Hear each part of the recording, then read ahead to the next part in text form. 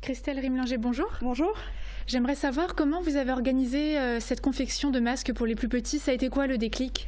Suite à l'annonce gouvernementale à la fin des vacances scolaires, des parents se sont retrouvés un petit peu au pied du mur en se demandant comment ils allaient trouver des masques. Ils étaient en pharmacie, ils n'en trouvaient plus, ils n'avaient plus de stock.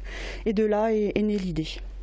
Alors, est-ce que les enfants arrivent vraiment maintenant à automatiser tout ça? Le masque, c'est devenu normal?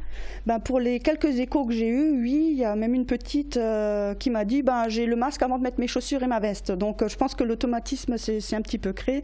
Donc oui, je pense. Alors vous avez 7 couturières qui travaillent justement sur ce projet-là. 7 couturières pour différents types de masques. Expliquez-moi comment vous avez chapeauté tout ça. Donc on a fait appel à un réseau de couturières qu'on connaît, qui ont répondu favorablement donc à notre demande et qui ont chacune fait des masques à leur façon, avec des différents patrons. Et rien n'a été imposé au niveau des nombres. Elles ont fait le nombre qu'elles souhaitaient, quoi. Voilà. Et là, sur la table, je vois qu'il y a différents types de masques. Par exemple, celui-ci, est-ce que vous pouvez m'expliquer c'est qui l'a fait? Donc ça, c'est un don de l'IME de Sarreguemines, donc des adolescents qui sont sous la responsabilité de Madame Pierson Myriam, qui nous ont fait ce don et qui met en œuvre en fait leurs compétences, que je remercie beaucoup. Merci à vous. Vous avez parlé des couturières et justement, Nicole est l'une d'entre elles. Elle nous a ouvert ses portes ce matin.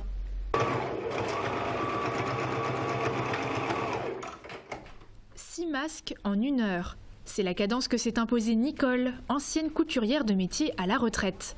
Au total, elle aura réalisé 140 masques pour les enfants scolarisés des communes d'Épin, Urbach et Ormersviller. C'est pour aider les enfants de l'école. Mon mari était un site, alors je connais bien les situations. Voilà. Côté matériel, les tissus proviennent de dons, mais aussi du propre stock des couturières, achetés notamment lors du premier confinement.